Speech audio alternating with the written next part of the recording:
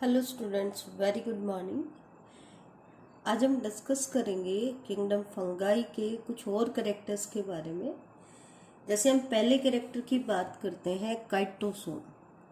तो काइटोसोम क्या होता है बेटा? एक मेम्ब्रेन बाउंडेड वेसिकुलर ऑर्गेनेली होती है जो आपको फंगाई के अंदर देखने को मिलेगी।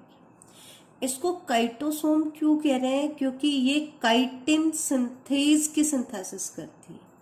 ठीक है, इट कंटेन काइटिन सिंथेज। इसके पास काइटिन सिंथेज होता है जो कि काइटिन के माइक्रोफाइब्रिल्स की सिंथेसिस करता है। जो किसके सिंथेसिस करता है? काइटिन के माइक्रोफाइब्रिल्स की सिंथेसिस करता है। आपको पता है कि फंगाई की सेल वॉल जो है वो काइटिन और पॉलीसेकेराइड की बनी है। तो उन काइटिन के माइक्रोफाइब्रिल्स की सिंथेसिस कौन करेगा? काइटोसोम। क्यों? क्योंकि इसके पास एक एंजाइम होता है इसके सिंथेसिस के लिए, दैट इज काइटिन सिंथेज। ठीक है, नेक्स्ट कैरेक्टर आता है फंगाई में लोमासोम।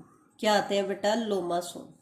लोमासोम्स को हम कंपेयर कर लेते हैं। ऐसी ही मिलती जुलती स्ट्रक्चर हमने देखने को मिली थी लैमिलोसोम, और सेम जो प्लाज्मा मेम्ब्रेन की ही इनवेजिनेशन से बनी थी वो थी मीजोसोम। लेकिन मीजोसोम हमने ऑब्जर्व की थी ग्राम पॉजिटिव बैक्टीरिया में। लैमिलोसोम हमने देखी थी cyanobacteria, that is blue green algae. Lomasome same वैसे ही प्लाज्मा मेम्ब्रेन से इनफोल्डिंग से बनती है, इन्वेजिनेशन से बनती है। इनको हम कहते हैं लोमासोम। फंगाई में आपको देखने को मिलेंगे। मीजोसोम्स तो आपको देखने को मिली थी ग्राम पॉजिटिव बैक्टीरिया में, और हमने क्या कहा था? These are mitochondria like organelles. Mitochondria like क्यों? क्योंकि इसके पास भी ऑक्सीडेटिव एंजाइम्स होते हैं जैसे कि माइटोकॉन्ड्रिया के पास होते हैं। नेक्स्ट आते हैं हम लैमिलोसोम में। तो लैमिलोसोम जो है वो साइनोबैक्टीरिया में प्रेजेंट थी। These are semi circular group of coiled membrane, जो ज्यादातर किसके साथ अटैच थी? Often attaches the plasma membrane with the nucleoid. इनका काम क्या होता है? प्लाज्मा मेम्ब्रेन को न्यूक्लियोइड से कनेक्ट करना। ठीक है, और इनका फंक्शन क्या होता है? They are centre for thylakoid synthesis. ये सेंटर होती है किसका? थाइलेकोइड की सिंथेसिस का। जो उसकी ऑर्गेनेल साइनोबैक्टीरिया की प्लाज्मा मेम्ब्रेन होती है उसको किससे कनेक्ट करती हैं? न्यूक्लियोइड रीजन से कनेक्ट करती है। किससे कनेक्ट कर? न्यूक्लियोइड रीजन से कनेक्ट करती है। And they are the site of या सेंटर फॉर थाइलेकोइड सिंथेसिस का एक सेंटर होता है। ठीक है, नेक्स्ट आता है लोमासोम। फंगाई के अंदर भी एक complex invagination of plasma membrane बनती है साइटोप्लाज्म में।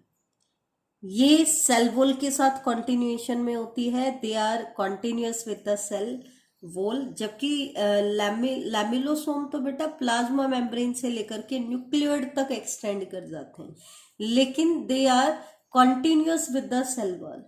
अच्छा, एक चीज और ध्यान रखना, अगर यही structure when these paramural bodies are associated with plasma membrane, अगर ये सेल वॉल की बजाय प्लाज्मा मेम्ब्रेन के साथ एसोसिएट हो जाती हैं तो इनको हम कहते हैं प्लाज्मा लीमासोम। क्या कहेंगे? प्लाज्मा लीमासोम। अगर ये सेल वॉल के साथ कॉन्टिन्यूस होती हैं तब तो बोलते हैं लोमासोम, लेकिन अगर प्लाज्मा मेम्ब्रेन के साथ कॉन्टिन्यूस हो जाए, एसोसिएटेड हो जाए, तब हम इनको क्या बोलेंगे? प्लाज्मा लीमासोम। ठीक है, तो ये थे कुछ कैरेक्टर जो आपको फंगाई में देखने को मिले हैं। अब हम आते हैं फंगाई के लाइफ की स्टेजेस के बारे में और उनके रिप्रोडक्शन की स्टेजेस के बारे में। तो मोस्ट ऑफ द फंगाई में there are two distinct phases. दो अलग अलग फेज होते हैं। ठीक है, कौन सा? एक हम कहते हैं वेजिटेटिव फेज। ठीक है, जिसमें वो अपने आप को रिप्रोडक्टिव फेज के लिए प्रिपेयर करता है, वेजिटेटिव फेज होता है। और दूसरा होता है रिप्रोडक्टिव फेज। वेजिटेटिव फेज को असिमिलेटिव फेज भी कहते हैं। असिमिलेटिव फेज क्यों कहते हैं? जैसे असिमिलेशन का मतलब तो क्या होता है? यूटिलाइजेशन होता है। तो इसको असिमिलेटिव क्यों कह रहे हैं? In it rapid absorption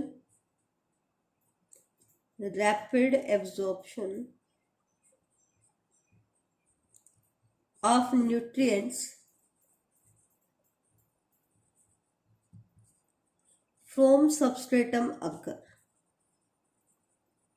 From substratum occur. ये क्या कह रहा है?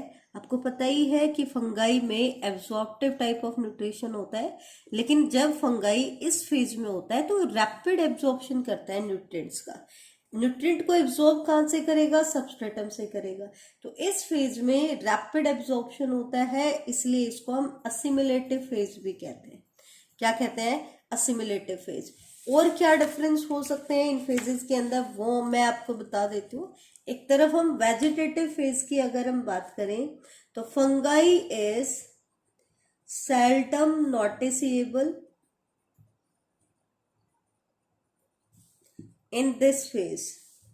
इस फेज में हम फंगाई को बहुत रेयरली नोटिस कर पाते हैं, हमें नहीं पता चलता कि यहाँ पे फंगाई ग्रो कर रहा है। क्यों? इसका कारण क्या है? पहला रीजन है major part of mycelium, major part of mycelium inside substratum. क्योंकि जब फंगाई इस फेज में होता है तो उसके बॉडी का ज्यादातर हिस्सा सबस्ट्रेटम के नीचे होता है, तो वो हमें विजिबल नहीं होता है। दूसरा, ये जो फेज होता है ये माइक्रोस्कोपिक होता है, स्मॉल साइज का होता है, ठीक है। और तीसरा, इस फेज में जब फंगाई होता है तो उसके हाइफे का नेचर कलरलेस होता है। कैसा होता है? कलरलेस होता है। तो कलरलेस कोई भी चीज होगी तो हम उसको इजीली नोटिस नहीं कर पाते हैं। तो ये सारे रीजन है कि फंगाई वेजिटेटिव फेज में बहुत रेयरली हम उसको नोटिस कर पाते हैं।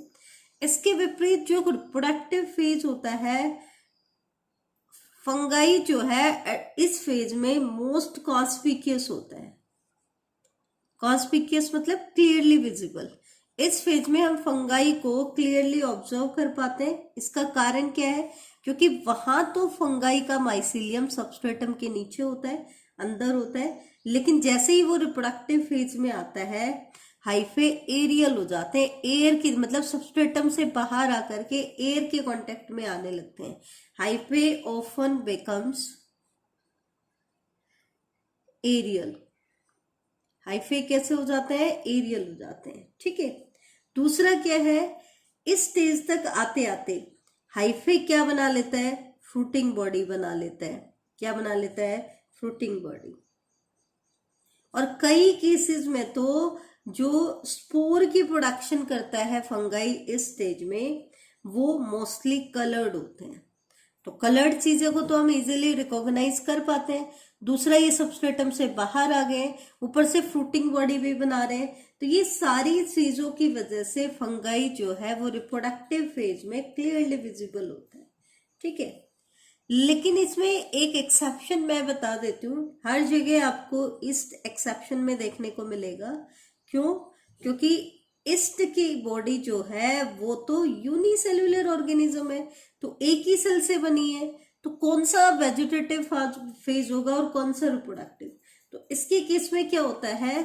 सेम सेल, एक ही सेल है, क्योंकि तो वही सेल वेजिटेटिव फेज का भी काम करेगी, वेजिटेटिव ग्रोथ भी करेगी, और फिर बाद में किसका काम करेगी? रिप्रोडक्टिव फेज का भी काम करेगी, ठीक है। जबकि बाकी में क्या होता है? वेजिटेटिव पार्ट अलग होता है, रिप्रोडक्टिव पार्ट क्या होता है? अलग होता है, ठीक है। अब हम देख लेते हैं फंगाई में रिप्रोडक्शन कैसे होता है।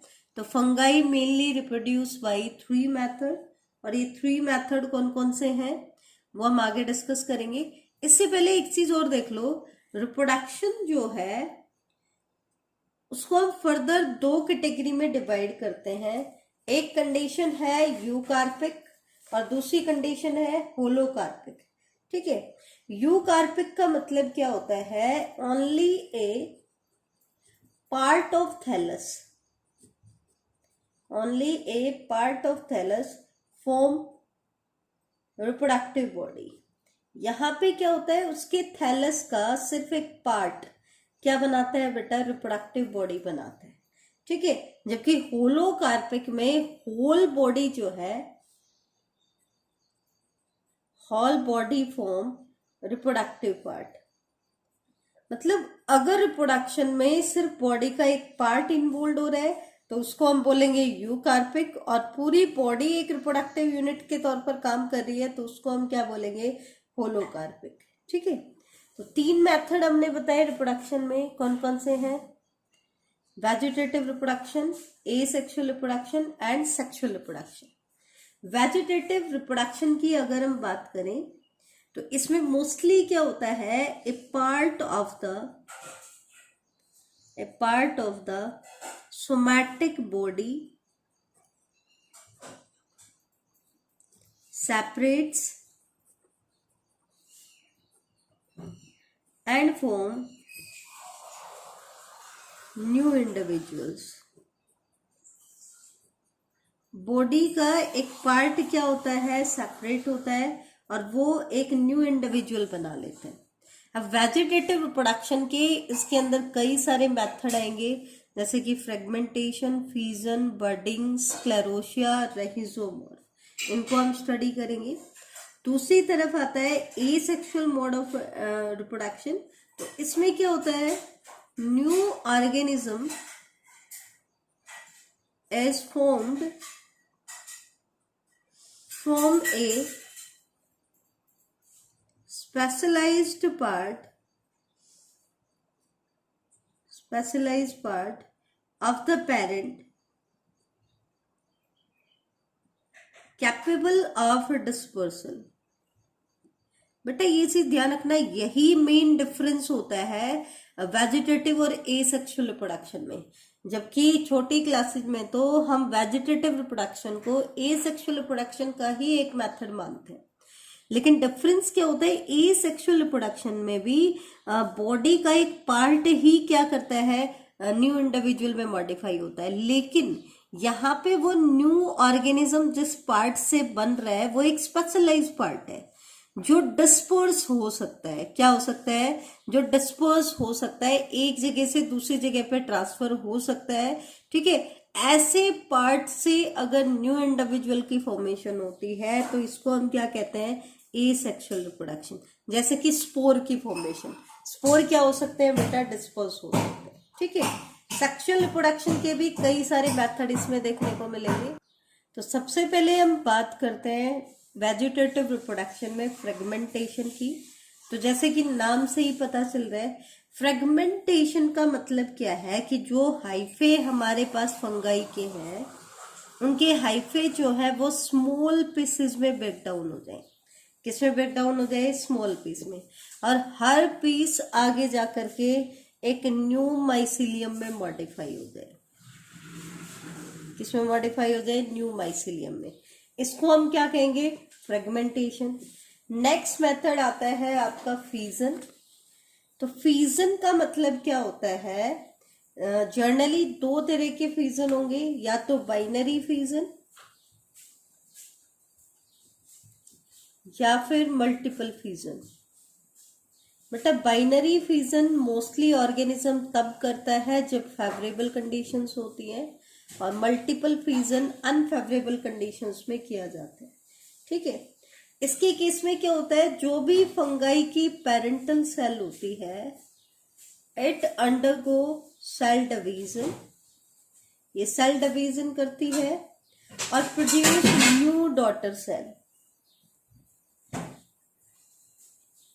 और क्या बनाएगी, न्यू डॉटर सेल बनाएगी। एक चीज ध्यान रखना, फ्यूजन जो होता है ये मोस्टली होता है यूनिसेल्युलर फॉर्म के अंदर।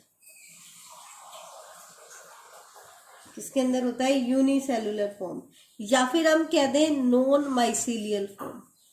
ऐसे फंगाई जिसमें माइसिलियम की फॉर्मेशन नहीं होती है, क्योंकि माइसिलियम अगर बनता है तो एक नेटवर्क बनता है, तो उसके केस में फ्यूजन पॉसिबल नहीं होता है, बाकी के मेथड ज्यादा पॉसिबल होते हैं। तो जो यूनिसेल्युलर फॉर्म है या नॉन माइसिलियल फॉर्म है उनमें ज्यादातर आपका फ्यूजन देखने को मिलता है। फ्यूजन जो ईस्ट होता है इट इज कॉमनली कॉल्ड, अगर ईस्ट में, क्योंकि यूनिसेल्युलर आपका क्या है, ईस्ट है, तो अगर कोई ईस्ट फ्यूजन कर रहा है तो उसके लिए हम वर्ड यूज करते हैं सीजोसैक्रोमाइसिस। सैक्रोमाइसिस वर्ड हम किसके लिए यूज करते हैं? ईस्ट के लिए। और सीजोसैक्रोमाइसिस का मतलब होता है कि आपका ईस्ट जो है वो फीजन कर रहा है। क्या कर रहा है? फीजन कर रहा है। नेक्स्ट आता है बडिंग। बडिंग आपको पता ही है।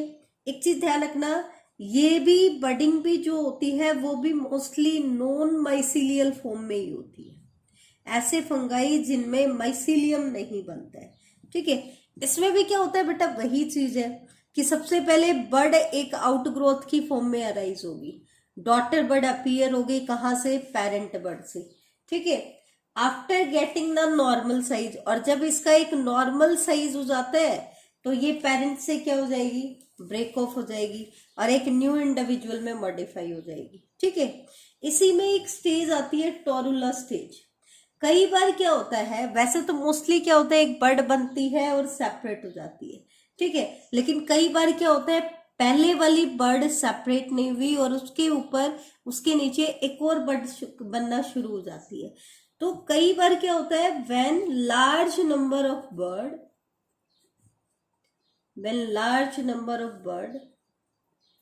seen and attached to the parent cell, कई सारी बर्ड पेरेंट सेल से आपको अटैच है दिखें तो वो क्या कहलाती है बेटा? आपकी टोरुला स्टेज कहलाती है। क्या कहलाती है? टोरुला।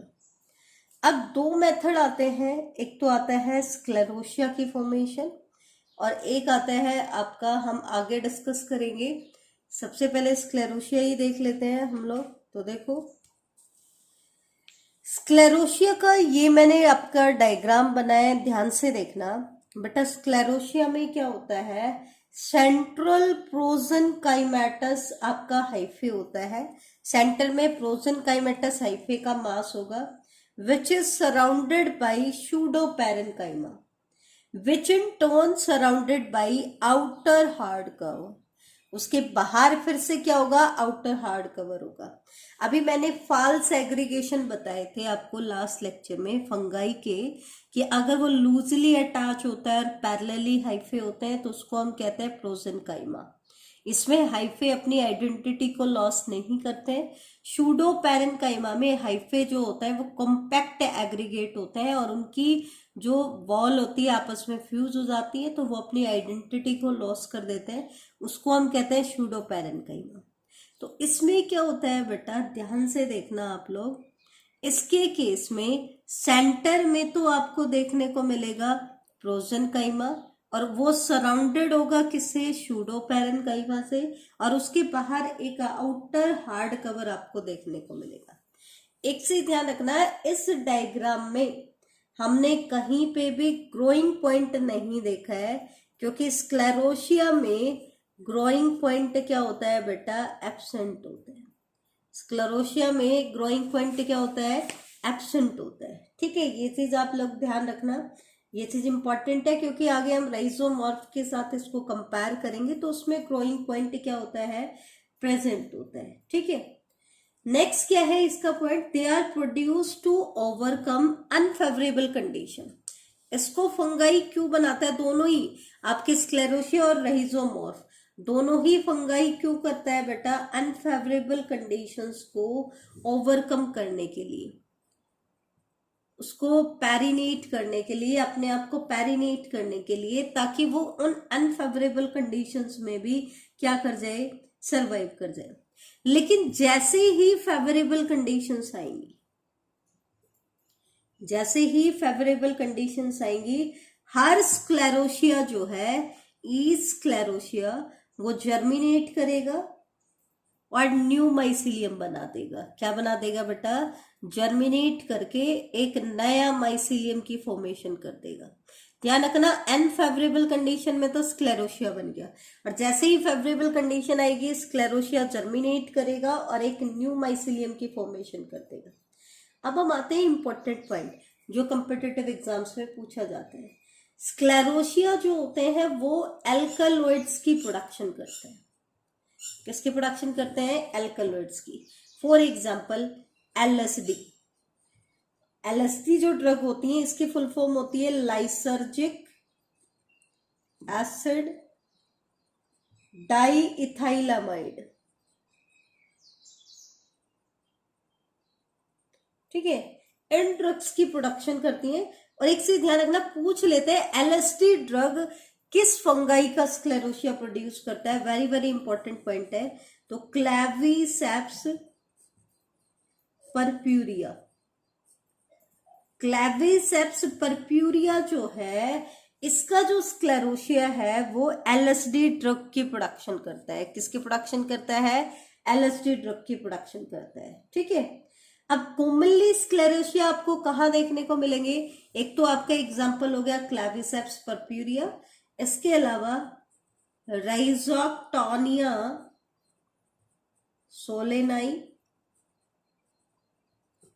मैक्रोफोमिना, ये आपको एग्जाम्पल याद करने पड़ेंगे किन किन फंगाई में आपका स्क्लेरोसिया की फॉर्मेशन होती है।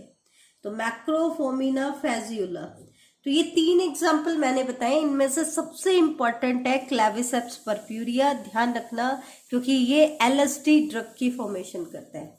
दूसरे एग्जाम्पल है राइजोक्टोनिया सोलेनाई, तीसरा एग्जाम्पल है मैक्रोफोमिना फेजियोला।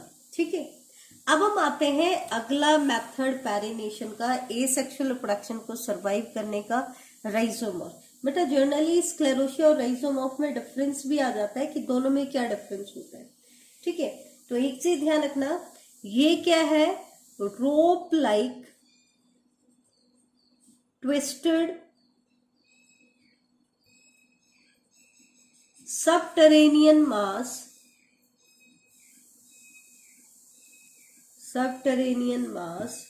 Of hyphae.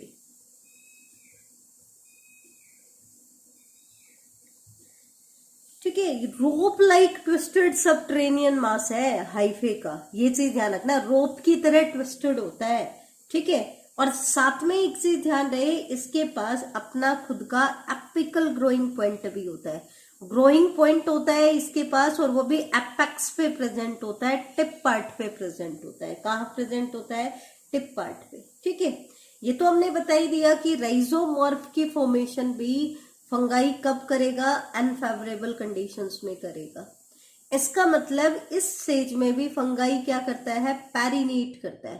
पैरिनेट करने का मतलब होता है बेटा अनफेवरेबल कंडीशंस में अपने आप को सरवाइव रखना।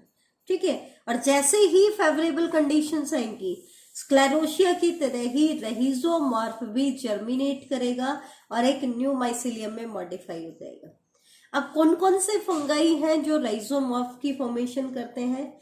एक आपका एग्जांपल आ गया एगैरिकस मशरूम जो है, और दूसरा एग्जांपल है आर्मिलेरियला। ठीक है बेटा, तो ये थे आपके वेजिटेटिव रिप्रोडक्शन के मेथड, जिसमें आप मेनली ध्यान रखना बेटा स्क्लेरोसिया और राइजोमॉर्फ को।